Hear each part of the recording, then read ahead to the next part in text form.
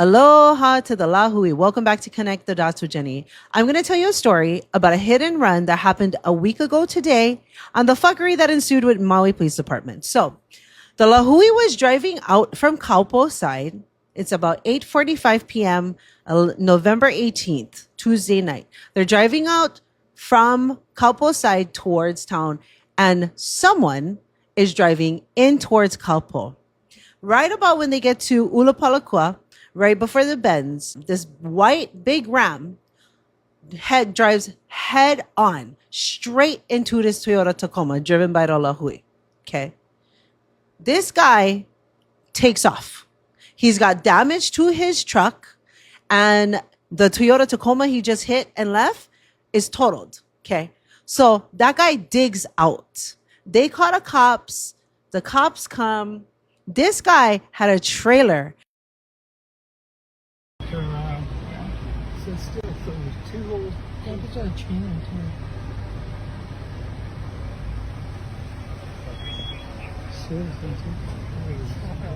Okay, so cops come, they give him the information. They don't know who the guy is. They're like, okay. MPD hands them the slip, which is their police report, until they can actually get the physical police report. Okay. The girlfriend of the driver is like, let's find out who this is. Because this guy just did a hit and run and left a whole ass trailer and two big ass porta potties on the side of the road. And his truck is all bust up. Okay. The girlfriend of the driver in the Toyota Tacoma calls around who rented the porta potties. Lo and behold, it's Imperium Construction from Hana. They tell her who picked it up that day. So they're excited. They're like, yes, we figured it out. We know who it is. Put it in a little package, did their investigation, handed it over to MPD. So at this point, the people who had the hit and run, they're like frustrated, right? Because they're like, hold on, we just found out this information. We expected that MPD was going to do something about it. They haven't. MPD in Hana, from what I'm told, talked to the guy. Guy tells them, oh, well, you know what? I was scared I was going to get beat up. Apparently, the owner of Imperium Construction had done a similar thing recently where he had hit somebody, got into an accident in Kaupo, and the locals would end up beating him up. So the officer tells him, well, you know, I kind of side with the guy, and your insurance can cover him. So rightfully so, they're upset because, first of all, they're not getting any justice. And she's like, the police officer literally just sided with the guy who committed the hit and run and didn't hold him accountable at all. And then he got in an airplane and went to the Big Island and is like, but he's free to go. And you guys know he's going to go, but you're not going to hold him accountable.